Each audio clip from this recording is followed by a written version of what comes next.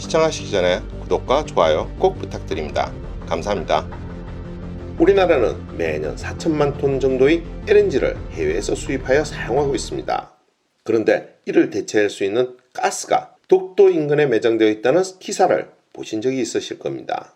그 양이 무려 6억 톤에서 9억 톤에 이를 것으로 추정하고 있으며, 이는 우리가 15년에서 22년을 사용할 수 있는 엄청난 양인 것입니다.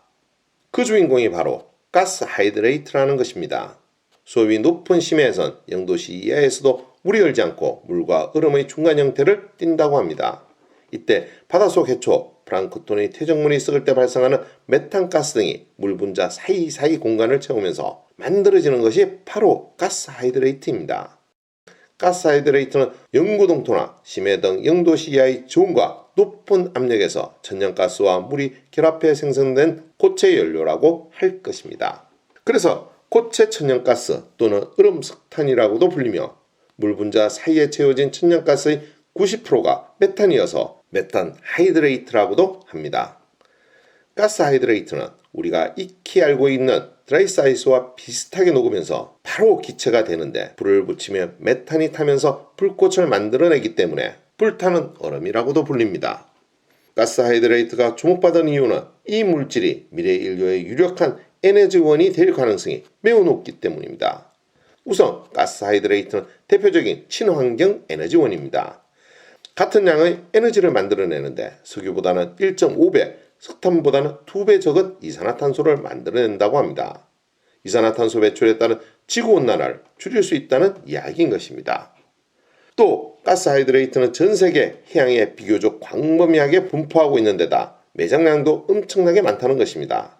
현재 추정되는 매장량은 약 10조 톤으로, 이는 지구의 석탄과 석유 매장량을 합한 것보다 2배 정도 많은 양이며, 우리에게 잘 알려진 셰일가스 매장량보다는 10배 이상 많은 양으로 인류가 약 500년 이상 사용할 수 있는 규모라고 합니다.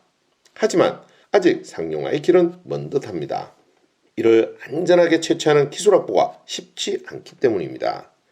시초 과정에서 물과 분리된 메탄가스는 바닷속이나 공기로 흩어지기 쉬운데, 연소되지 않은 메탄가스는 이산화탄소보다 온실 효과가 20배 이상 크기 때문에 잘못하면 지구온난화를 더욱 가속화시킬 수 있는 매우 위험한 기체인 것입니다. 잘 연소시키면 지구에 도움이 되지만 연소시키지 못한 상태에서 배출되면 지구에 치명적이란 이야기입니다. 가스 하이드레이트는 전 세계에 골고루 분포되어 있다고 말씀드렸는데, 이를 동아시아 지역으로 국한해서 본다면 새로운 문제가 발생합니다.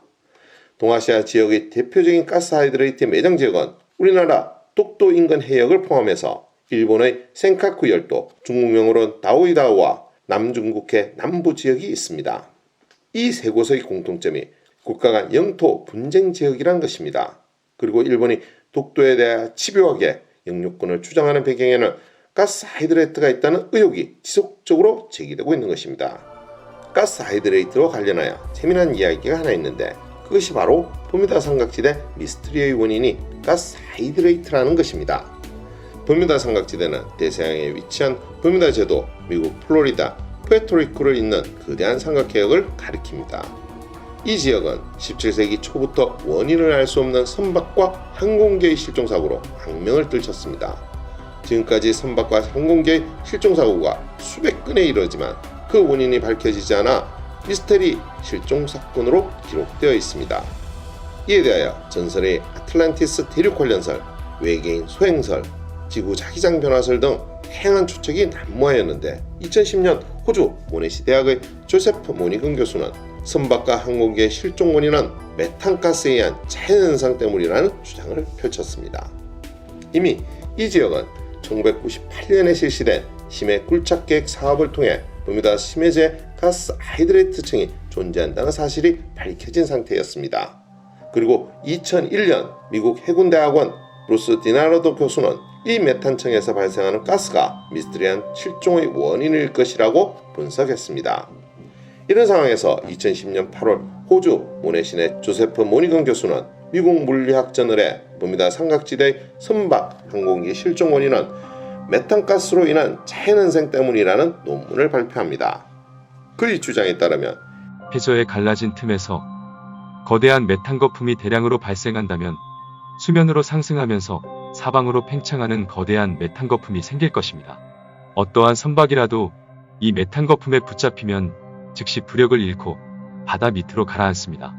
선박이 바다에 떠 있을 수 있는 이유는 선박의 무게보다 물에 뜨려는 힘인 부력이 더 크기 때문입니다.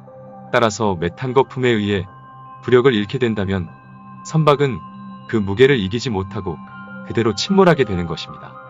하늘에 떠 있는 항공기의 경우 만약 거품의 크기와 밀도가 충분히 크다면 엄청난 양의 메탄가스가 발생해 하늘에 떠 있는 항공기를 순식간에 덮칠 수 있습니다.